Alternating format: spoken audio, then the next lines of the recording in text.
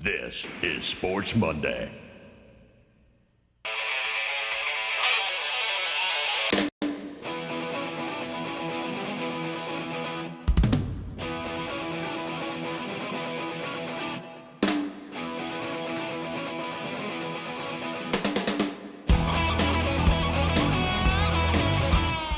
Day has been proclaimed as Sports Monday Day in honor of Lee Feinswag and his contributions to sports journalism in the Baton Rouge area. This is Sports Monday, Baton Rouge's longest running and best live TV show. And now, your host, Lee Feinswag. Good evening, it's Sports Monday, originating tonight from Sports Monday corporate headquarters, our last show of 2009. It's the time of year when we think of warm and fuzzy. I mean, when you've got those human interest stories and you want to pop them out, it always seems like it's the holiday season. And it is.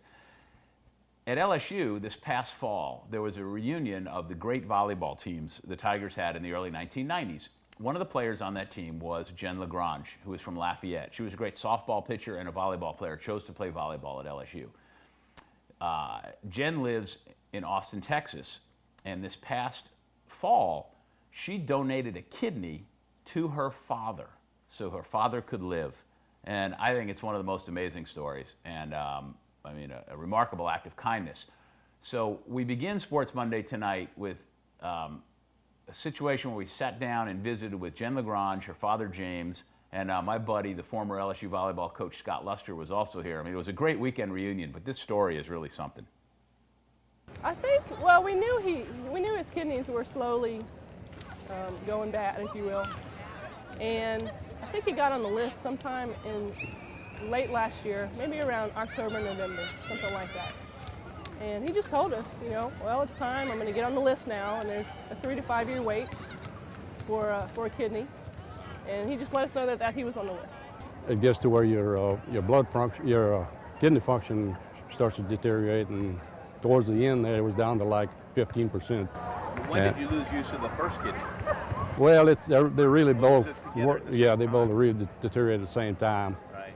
And once it gets that low, you either have to go on dialysis or get a living donor, or you get on the list for deceased donors.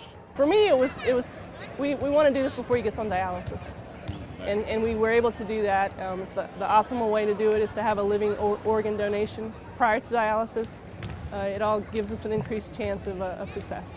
I got to the point where I finally got on did some testing to get on the national donors list or whatever.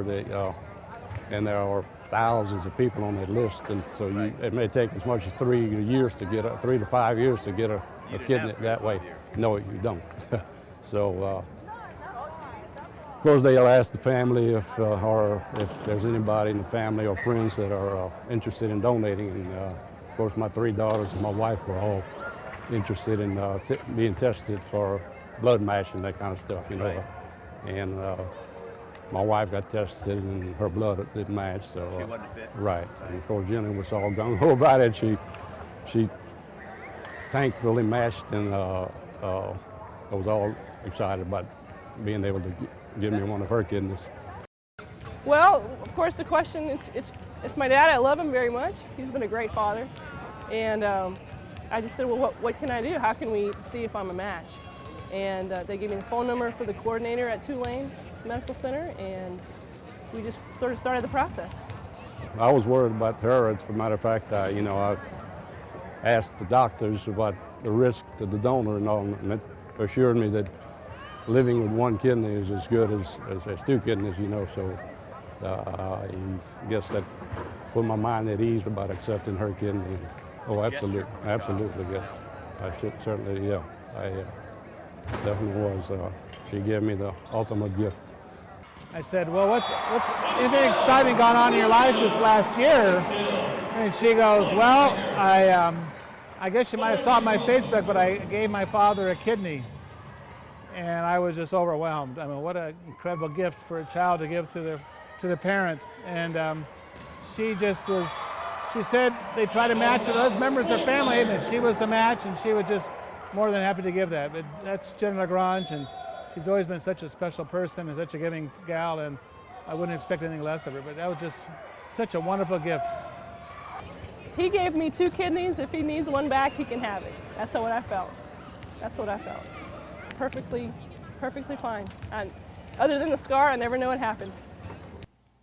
Now, I tell you, is that cool? I mean, if that doesn't warm your heart and make you think good things about humanity, I don't know what does.